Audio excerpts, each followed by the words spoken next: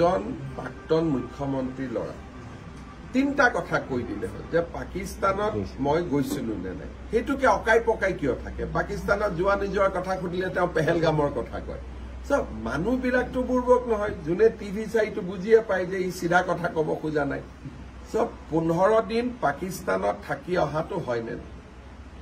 ইমান ধুনীয়াকৈ নামাজ পঢ়িব ক'ত শিকিলে আমাৰ অসমত আৰু ভাৰততো ট্ৰেইনিং ইনষ্টিটিউট নাই সো 15 দিনতে নামাজ পঢ়ি আহিলে নেকি আপোনাৰ পত্নীয়ে পাকিস্তানৰ এনজিঅ'ৰ পৰা দৰমহা লৈ ভাৰতত যদি কাম কৰে তাতকৈ পাকিস্তানী এজেণ্ট বুলি আৰু কিবা ডাঙৰ প্ৰমাণ লাগে নেকি মই কাম কৰিছো ভাৰতত মোৰ দৰমহা আহিছে পাকিস্তানৰ পৰা তাৰ বাদে আৰু কি লাগে লাষ্টত মই ইমান দিন আৰু এটা কথা নোকোৱাকৈ ৰাখিছিলো যে আপোনাৰ পত্নীৰ নাগৰিকত্ব কি আছে কি নাই বাদ দিয়ক আপোনাৰ ল'ৰা আৰু ছোৱালীটোৰ নাগৰিকত্ব কি এই কথাটো আপুনি ৰাইজক ধৰ্ম কি মই পিছত সুধিম মোৰ সন্দেহ আছে আৰু দুদিন পিছত মই কমো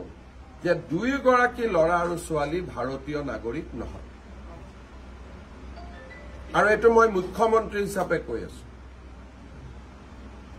প্ৰথমেতো পৰিবাৰ ভাৰতীয় নহয় বুলি কলো এতিয়া তেওঁৰ ল'ৰা আৰু ছোৱালীও মই ভাৰতীয় নাগৰিক নহয় বুলি কৈছো যদি তৰুণ গগৈ নাতিনিয়েক ভাৰতীয় নহয় অসমীয়া নহয় তাতকৈ দুখ আৰু লাজৰ কথা কি থাকিব পাৰে মই এই অভিযোগটো আজি কৰিছো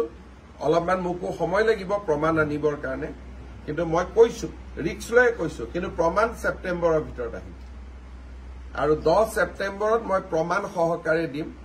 আৰু মুখ্যমন্ত্ৰী আসনৰ পৰা মই এটাও অসত্য কথা ক'ব নোৱাৰো মই আজি অসমৰ মুখ্যমন্ত্ৰী যদি পাকিস্তানে মোক দৰমহা দি থাকে মই পাকিস্তানৰ এজেণ্ট হলো নে তাতকৈ আৰু কিবা প্ৰমাণ লাগে নেকি নিলজ্জ মানুহে ইয়াতকৈ বেছি প্ৰমাণ খুজিব তেওঁলোকে কৈছে আপুনি